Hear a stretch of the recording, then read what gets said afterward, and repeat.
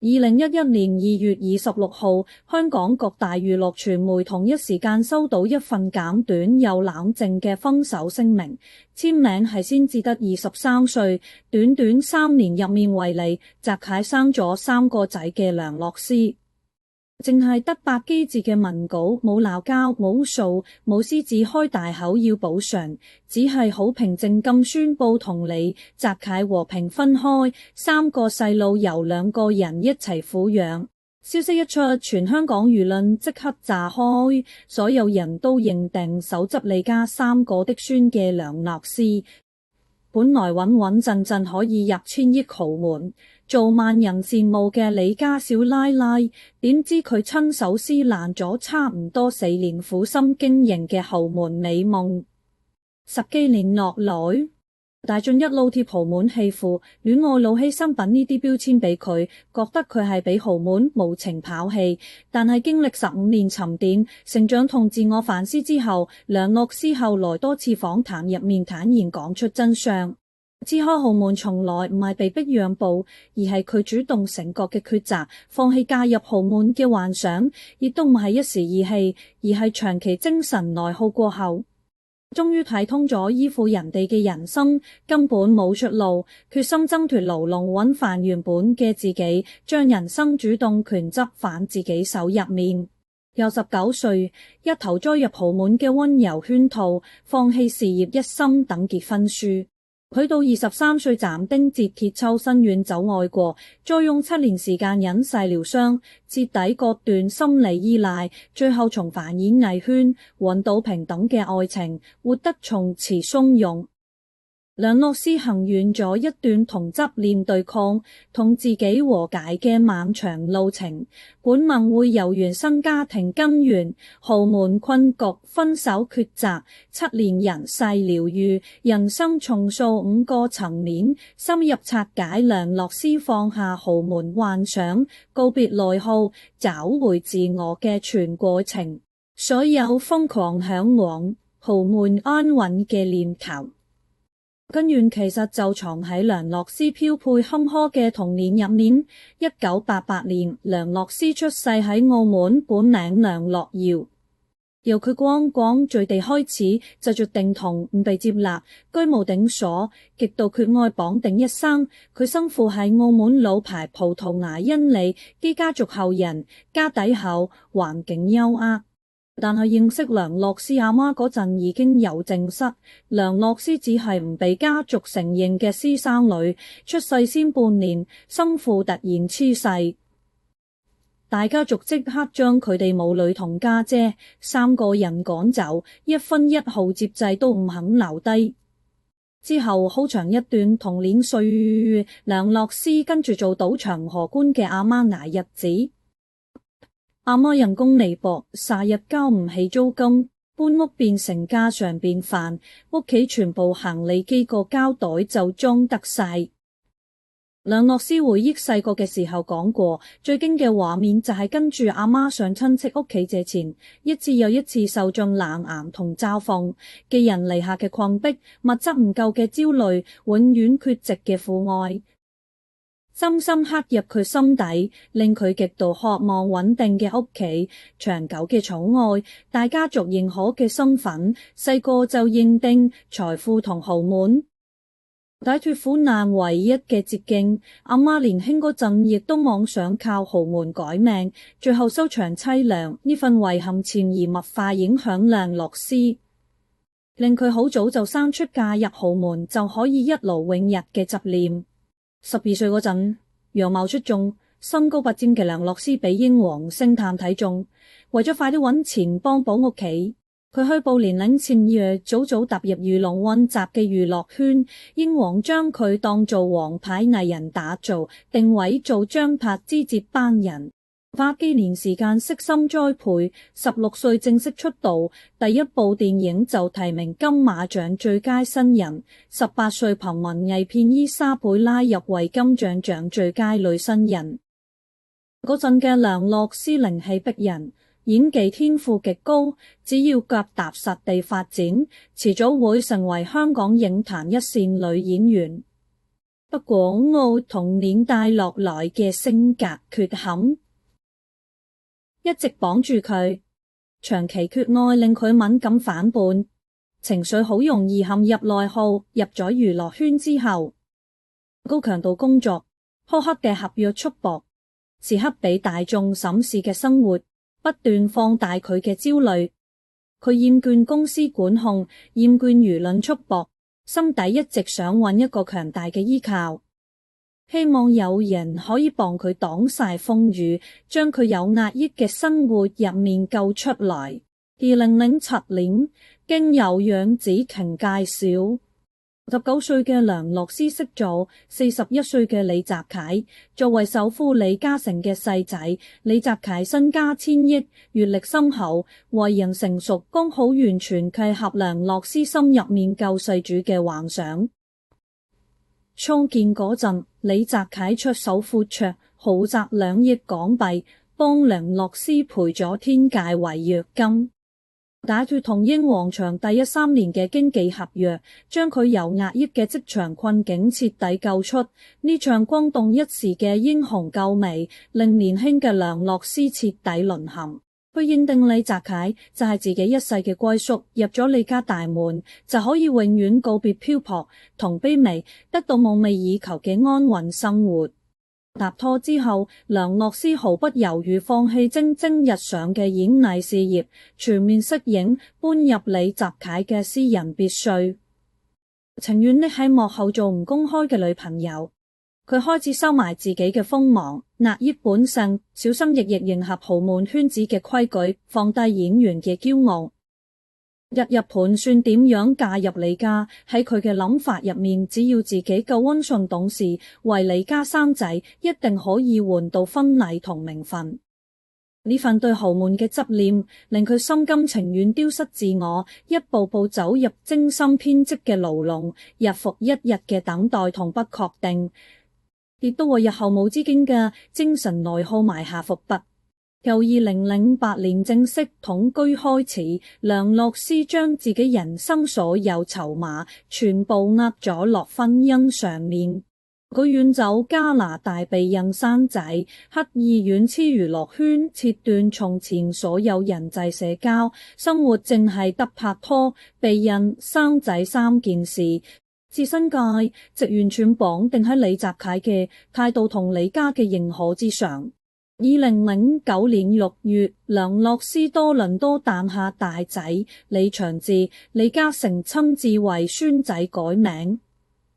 寓意長治久安。一時間外界瘋傳李家好睇重梁洛施，結婚日子就近在眼前，成個香港娛樂圈都傳遍婚期將至。2010年6月，先隔1年，梁洛施又生咗一對雙胞胎男仔，短短2年入殮，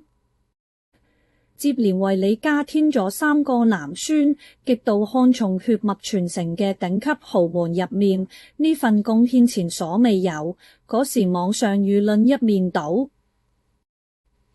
所有人都覺得梁洛施手握王牌，嫁入豪門板上釘釘，淨係等一場盛大婚禮官宣身份。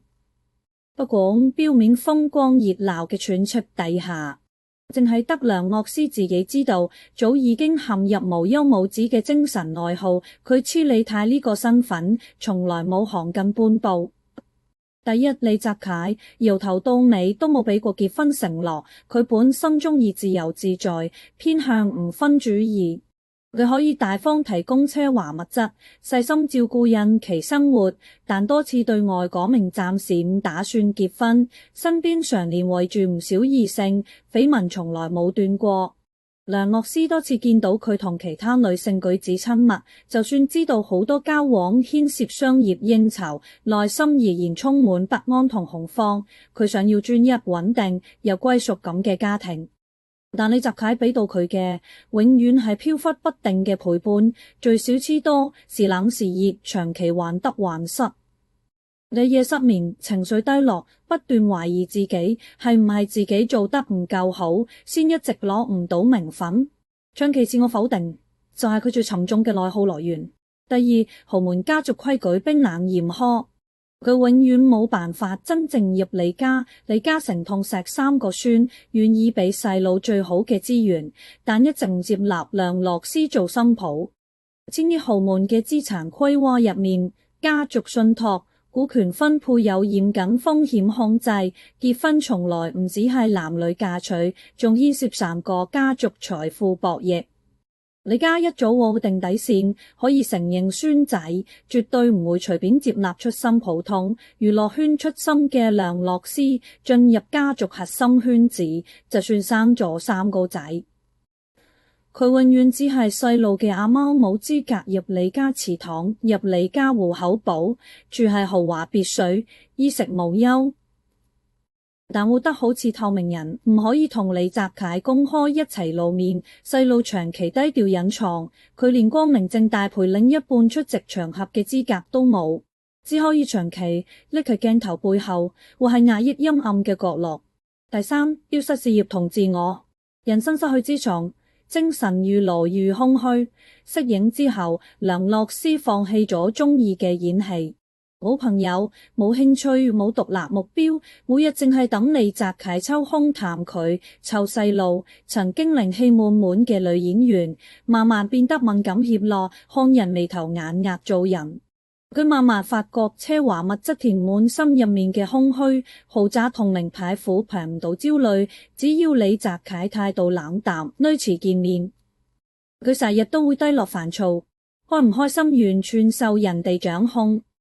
佢不斷討好，一再讓步，慢慢磨走個性同驕傲。但越係低微遷走，未來就越迷茫，陷入苦苦等待、失望、焦慮、自我懷疑嘅惡性循環，內耗一日比一日嚴重。嗰段日子，佢好多個深夜獨自崩潰，但唔敢同人傾訴，驚俾人笑貪心，唔知足。佢不斷自我催眠，只要再忍一陣，等到合括時機就會等到昏迷。但現實一次又一次打碎幻想，細路愈大，分信愈遙遠。李澤楷始終唔肯給予承諾，豪門大門一直對佢關實。2010年李生咗雙胞胎半年之後，梁洛施徹底醒覺，豪門永遠唔會接納自己，一味妥協等待只會不斷消耗自己，繼續堅持豪門幻想，最終只會徹底唔見咗自己，一世困喺冇名分嘅牢籠入面。經歷幾個月內心掙扎，佢唔再抱有幻想，決定主動支開，結束呢段消耗自己嘅關係。2011年2月26號，梁洛施冷靜寫好分手聲明，冇喊鬧糾纏，冇拎細路勒索天界補償，冇散播負面緋聞報復對方，只用平淡克制嘅文字宣布關係完結。區區百機字聲明，冇埋怨怨恨，只係多謝從前相處嘅時光，講明兩人共同撫養細路，唔准外界隨意揣測造謠。呢份利落體面嘅決定震驚碎個娛樂圈，亦都代表梁洛施正式放棄4年嘅豪門美夢，決心擺脫依附，告別無止境嘅內耗。消息傳開之後，鋪天蓋地嘅惡意輿論襲來，大眾唔理解佢嘅選擇，豪門棄婦，足諗打碎一場空，俾李家趕走呢啲標籤死死貼喺佢身上。坊間不停造謠話佢拎咗5億港幣分手費，半山豪宅半山豪宅補償，認定佢係失敗者。面對漫天流言，梁洛施全程默，唔解釋，唔炒作，唔博取同情，當日簡單執拾行李，帶住3個年幼細路飛往加拿大，遠黐香港輿論漩渦，隔絕所有外界打擾，專心開始自我救贖之路。好多人以為佢黐開只係一時意氣，遲早會後悔，諗盡辦法挽回李澤楷重返豪門。但其實梁洛施由黐開嗰一刻開始就打定主意徹底放下，佢主動同前曖昧圈子割清界線，拒絕李澤楷提出長期全額供養嘅提議。講清界線，細路撫養費兩人共同承擔，佢自己負責日常陪伴同教育，唔會借對方資源左右自己人生規劃。佢睇清兩個核心事實，亦都係擺脫內耗嘅關鍵。第一，婚姻從來唔係救命稻草。細個以為嫁入豪門就可以扭轉命運，幾年等待之後，終於明白人哋俾嘅財富同安穩永遠唔穩定，靠依附換來嘅尊重好廉價，需要長久安全感，只可以靠自己，唔可以靠婚姻同男人。第二，自我永遠從過虛無名分。佢唔想一世做見唔得光嘅女朋友，唔想長期活喺猜測同等待入面，唔想繼續為咗豪門身份壓抑自己，不停內耗。與其一輩子困喺豪門規矩入面丟失自我，不如及時止損，搵返人生主導權，重新做返梁洛施本人，而唔係李澤楷女朋友李家孫仔語嘛。同李澤楷傾分手細節嗰陣，對方曾經問佢會唔會後悔，梁洛施直言唔後悔一齊同生仔，唯一遺憾就係19歲嗰陣盲目迷失，唔見咗原本嘅自己。呢份通透令佢徹底割斷心理依附，唔再將人生寄託喺其他人身上，正式踏上找回自我、治癒內耗嘅道路。梁洛施自己講過，足足用咗7年，先真正走出感情陰霾，徹底放下從前執念，擺脫多年累積嘅精神內耗。2011到2018年係佢人生沉澱涅槃嘅7年，定居加拿大嘅日子。冇鎂光燈，冇豪門糾紛，淨係平淡瑣碎嘅單親媽媽日常。呢段遠絲喧囂嘅隱世期，就係佢同自己和解、修煉內心嘅關鍵階段。初到加拿大第1年，係佢情緒最低落嘅時期。陌生國家，獨自湊3個細路嘅壓力，過往感情帶來嘅心理創傷，不斷令佢陷入抑鬱。佢回憶好多個寒冬深夜情緒崩潰，會攤喺地板掃木條壓抑情緒。細路察覺阿媽唔開心，詢問原因，佢只可以忍淚講謊話只係眼鏡跌咗。孤獨同迷茫反覆襲來，從前嘅遺憾、外界嘅嘲諷不時浮上心頭，內耗唔會即刻消失，但佢冇逃避，選擇直視所有負面情緒，一步步自我療傷。為咗擺脫敏感脆弱嘅性格，佢用實際行動填滿生活，由方方面面鍛鍊獨立能力，徹底戒掉依賴習慣。第一，親自扛起身為人母嘅責任，湊細路過程入面揾到力量。就算屋企有傭人同保鏢，梁洛施堅持親力親為。每日早起整3餐，接送細路返學，輔導功課，打理屋企大小事。從前連簡單家務都唔識嘅佢，慢慢學識整電器、規劃開支、處理生活瑣事，規律嘅湊仔日常，令佢唔會胡思亂想，告別從曬日等電話、患得患失嘅狀態。細路嘅成長同依賴，俾咗佢強大嘅精神支撐，令佢明白自己唔再係需要人保護嘅細路女，而係可以守護仔女嘅媽媽。身上嘅責任慢慢驅散內心焦慮。第二，堅持進修成長，豐富精神世界，填補心靈空虛。佢重拾學業，修讀人同心理學、文學課程，自學多國語言，閒下時間考潛水牌、冰球教練證，學畫畫、素食廚藝。潛心研讀佛學、抄心經、打坐冥想。佛學平和嘅理念磨平咗佢尖銳敏感嘅性格，教識佢放下執念，看淡得失。從前暴躁焦慮嘅脾氣慢慢變得鬆容佛系，佢唔再執着人哋嘅評價，唔再糾結從前遺憾，學識接納所有經歷，內心越來越穩定平和。除此之外，不停閱讀拓闊眼界，精神世界逐漸豐厚，唔再需要靠外界認可確定自我價值。第三，嘗試經濟獨立，拒絕躺平安逸。建立底氣，佢冇靠傳聞入面嘅巨額補償渾渾噩噩過日子，接拍小眾廣告，打理民宿賺收入，靠勞動感受踏實嘅快樂。佢默默領自己賺錢帶來嘅滿足感，遠遠多過人哋施捨嘅富貴。7年入面，佢唔會刻意打探你宅契近況，唔主動糾纏，唔利用細路炒熱度，同對方一直維持理性體面嘅相處模式，淨係圍繞細路成長溝通，守住界線，杜絕再次陷入感情糾葛。7年獨自沉澱，梁洛施完成全方位蛻變。從前卑微討好、容易內耗嘅少女，變成情緒穩定、獨立堅韌、內心豐厚嘅成熟女性。佢徹底放下豪門幻想，唔再羨慕闊太生活，唔再執着虛假名分。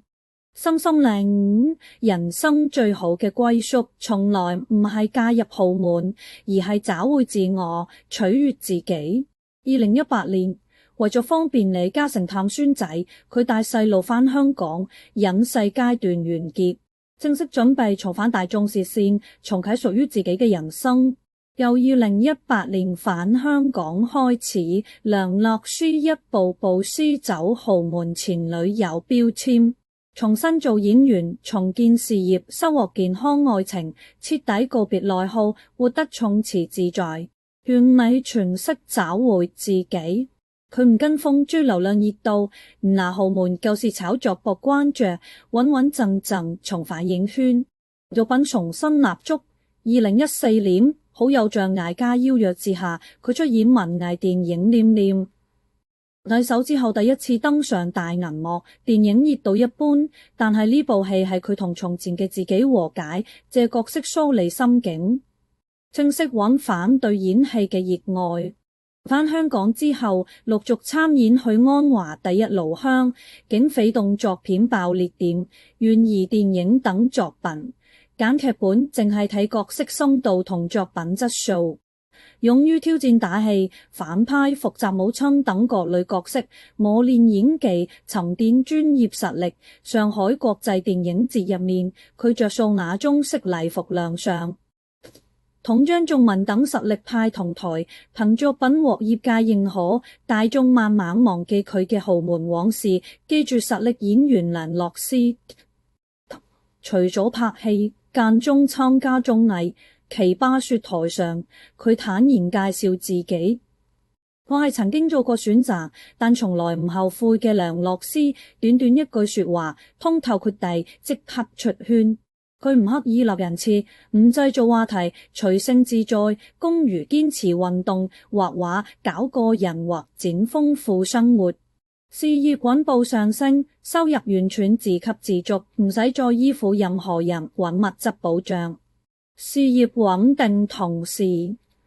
梁洛施識咗現任男友馬玉柯，一位基層出身、一路捱出頭嘅電影導演。馬玉柯家境普通，冇千億身家，冇豪門背景。年輕嗰陣曾經住地下室，靠努力扎根影視圈，同李澤楷天差地別。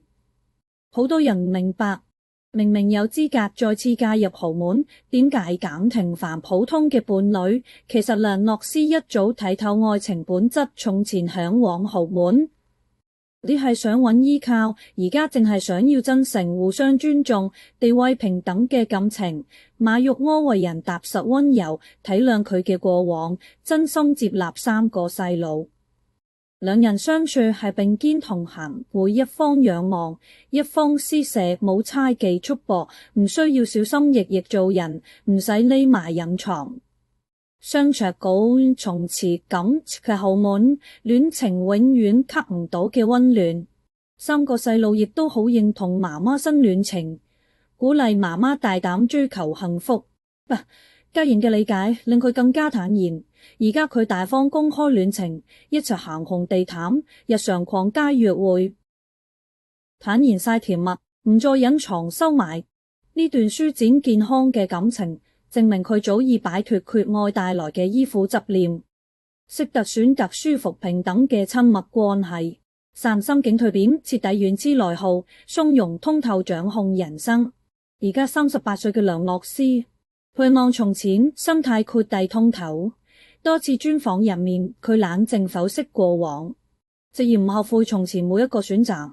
咁因所有經歷，年輕熱戀係真心，果斷分手係清醒，7年隱世係成長。佢講明當初黐開最主要嘅目的就係想活得要底氣，而家呢個心願早已達成。佢唔再執着外界偏見同標籤，面對舊時豪門棄婦嘅評價淡然一笑，唔會過分在意人哋睇法，唔焦慮，唔敏感，唔自我拉扯，徹底告別多年精神內耗。平日生活就係接送仔女、拍戲工作，陪另一半靜心修行，日子平淡充實，節奏舒緩自在。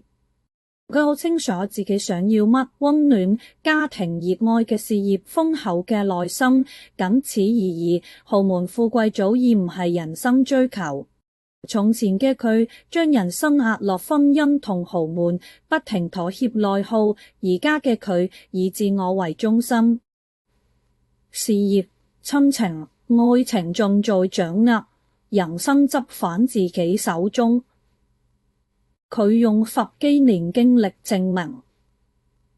女人最珍貴嘅底牌，從來唔係樣貌仔女、豪門婚約，而係獨立人格、清醒認知、不斷進步嘅能力。梁洛施放下豪門幻想，找回自我嘅節點，定格喺2011年2月分手一刻。但擺脫內耗，完成自我重塑，係10幾年漫長而堅定嘅過程。年輕嘅佢因為原生創傷迷失，妄想靠豪門改變命運。低等嘅感情入面壓抑天性，不斷內耗。23歲嘅佢及時止損，勇敢打碎虛幻美夢。之後7年靜心沉澱，療愈傷口，磨練獨立。成熟之後重拾事業，擁抱健康愛情，徹底找回自我，豁得從容舒展。人生從來冇預定好嘅歸宿，豪門只係其中一種生活方式，絕唔係女性唯一出路。梁洛施最難得嘅地方，唔係放棄千億豪門，而係行錯路之後敢於回頭，迷失之後願意慢慢揾返自己。掙脫外界標籤束縛，拒絕冇意義嘅精神內耗，一直堅持成長，最終明白，最穩固嘅依靠永遠係自己，最安穩嘅人生來自內心嘅獨立同豐盈。往後日子唔使依附豪門，唔使仰望他人，淨係做返梁洛施，一個獨立、清醒、自在嘅普通人就足夠。